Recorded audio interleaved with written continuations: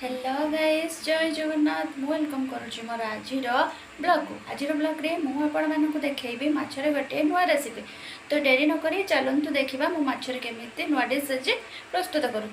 तो चलो नुआ डिश प्रस्तुत पाई आवश्यक सामग्री देखंतु। कटा पियाज को मु नहीं जाइए, रसुण जीरा सुखिला लंका अदा एवं सोरिष। एइथिरु आपण भाबंतु आजिर डिश टी कौन हम गैस करी कहंतु। एबे को आमे ग्राइंडिंग करदे भल से।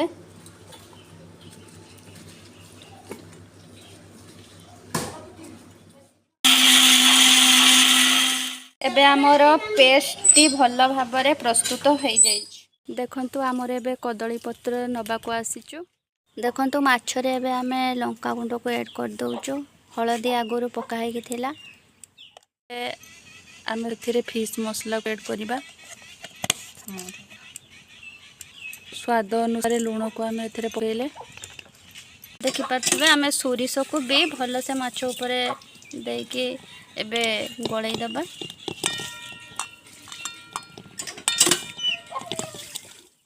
आम एबे कदली पत्र रे माछ को रखिबा।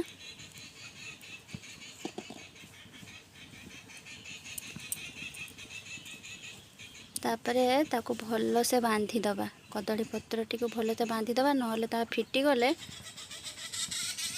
माछ भी खुली हो जाओ।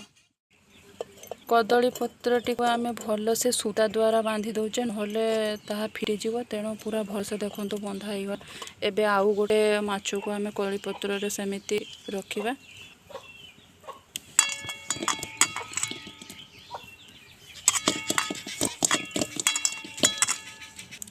ताकू मध्य सेमिति ढांकी दबा। तापरे कदली पत्र टी को बांधी दबा। देखंतु एई माछटी को भी आमे भल से कदली पत्र ताकू बांधी देले। दुईटी माछ आमर एबे पूरा भल से बंधा हो गला। जेहेतु आमे कदली पत्र रे माछटी को भाजीबा, तेणु आमे एबे कड़ाई देखंतु भल से ताती गला। एबे सेथिरे आमे तेल को ऐड करू। तेल देई ताको भजाजिवो। भल से तेल देई कदली पत्र रे माछटी को भल से फ्राई करा जिवो। कड़ाई देखंतु भल से तेल ताती हो गला। एबे आमे सेथिरे कदली पत्र रे माछटी को पकेया। पूरा भल से देखंतु ताती जाई करे। सेथिरे आमे एबे पकेई देलु। कदली पत्र रे माछटी जेहेतु भजा जाउछे, तेणु माछटी टिके सिझिबो, नहले तार मसला गुड़ी को सब कंचा रही जीवो। तेणु मुझे ढांकुड़ी दे भल से ढांकी देले मझे मझे खोली देखुवा। देखंतु गाइज गोटे पट साइड केते सुंदर से हो जाइए।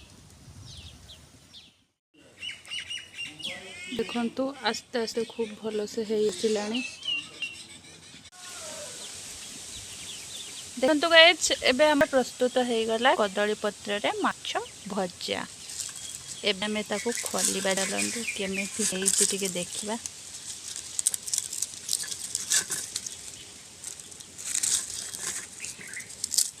वाओ बहुत सुंदर से देखंतु हो जाइए। पूरा कलरिंग भी बहुत भल से आछि। देख पार्थे केते भल से कलर भी भल आसी। बहुत सुंदर से हो जाइए। भितर बटटा बहुत सुंदर से हो जाइए।